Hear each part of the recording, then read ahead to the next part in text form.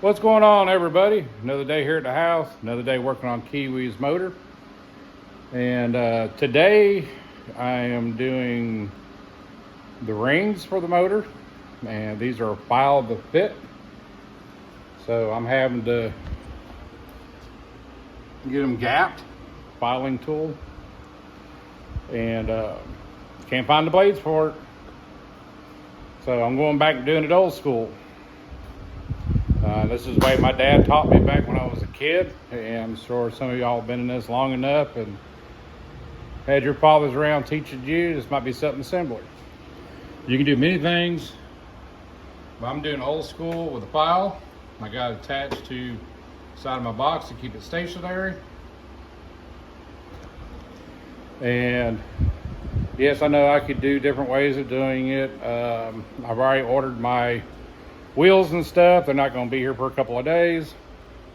I can go out and buy a new manual one. They're about 50 bucks. It still takes a couple of days to get here. So anyway, I'm going to do it by hand.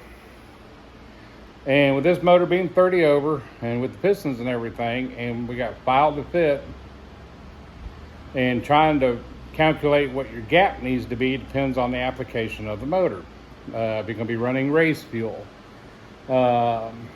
nitrous to it. The good thing about it is when you get them in the package, they give you a reference chart to go by depending on the application, which is right here. And basically what you do is you look for your application. In our case, it's going to be street strip. There's not going to be any power adders to it, no boost. So if you go over the next section, it shows the fuel that you're going to be running. And what you do is you take your bore size times, in this case is 0.045, and you do that, and it calculates what your ring gap needs to be. And if you also look on here for regular street strip applications, your first ring and second ring is going to be the same size. So in our applications, we consider to do first ring, second ring at the same gap. And with my calculation of the bore size, using their formula, we're gapping the rings at 20. It was actually 19.875. So I went ahead and rounded off to 20. That's going to be plenty for this. Like I said, it's going to be naturally aspirated. And yeah, the hand filing part takes a little bit longer. But hey, I got nothing else to do right now. I'm out here in the garage, got the fan blowing on me. But you also need to remember too, I'll grab one of these rings, that when you're filing, you file in an inward position only. So if you look here on my file, I'll get the ring on here. When I go in, now when I do these, I squeeze the rings together while I'm doing it. That way I've got an even split down the middle when I do it. But when you do it, you're just basically going inward with it until you get to your proper gap. I got my gauge. You can see on here, see if you can get the focus. There we go. I got it for 20. So this one I've already done. And also when you're doing this, make sure, you know, roughly they recommend that you have the ring in at least 1 inch into the bore. So that's what we did here. I'm gonna try to do this and holding the phone at the same time.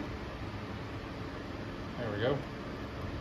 And when you do your gapping, you want to be just snug enough where it drags a little bit. If not, actually be able to hold itself up. So what I'm doing right now, as I'm doing them, I'm laying down and correspondent to the piston and the hole that it's going into.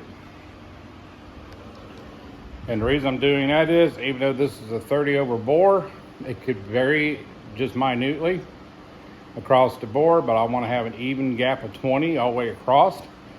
So I'm doing it bore by bore versus doing all of them out of one bore. And that works for me. The other thing we're going to talk about too is these pistons that came with the stroker kit. There's a left to right to these things, corresponding with the valves. So if you see here, I've kind of got them set up.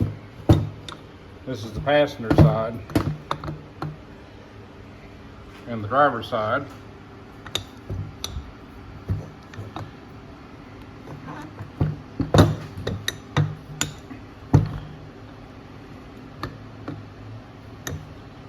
And you see the cuts for the valve release are different. You've got your exhaust side here, intake, exhaust. Okay, and these is how they need to line up going into the block. Like I said, the valve specific on where the pistons land at. So you want to take, time to make sure you got them in right. The worst thing in the world is to get these pistons put in and realize you got a couple of them that are not in the right spot. Or if you forget about it and put the heads on and fire the motor up, you're going to damage one of the pistons depending on the clearance. And also too with these, with the rods, as far as setting them up right, and of course like I said, I've got these set up for driver's side and passenger side. So this is my driver's side over here, my passenger side. And you got the bevel out part of the rod here. In this case, on the driver's side, it goes towards the front of the motor. So I don't know if you can really tell or not, but you can see the difference between this side and this side here. So I got my pistons all set up. This is my driver's side. The bevel part goes towards the front of the motor. On the passenger side, they go towards the back.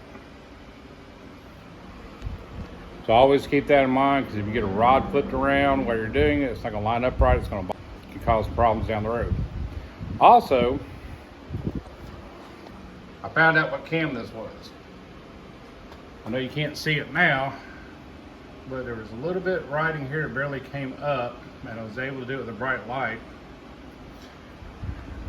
It's an Edelbrock cam. It's part of their Street Performer series, and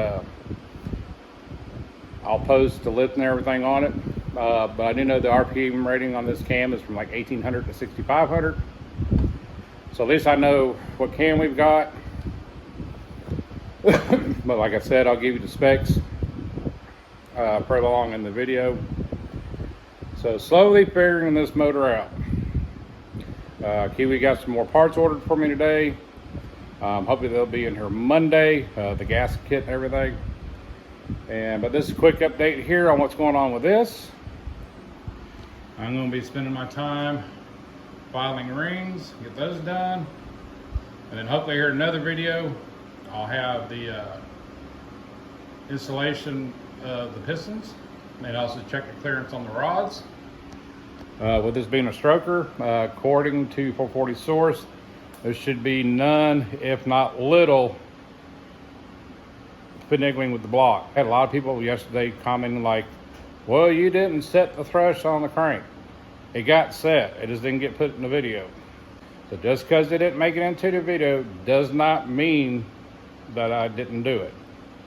It's not my first rodeo building motors. I might do things that are a little unorthodox to a lot of people, but at the end of the day, they work for me, and I put out a good motor. And that's all that matters at the end of the day. But other than that, I want to get back to filing away, and I'll see you all down the road.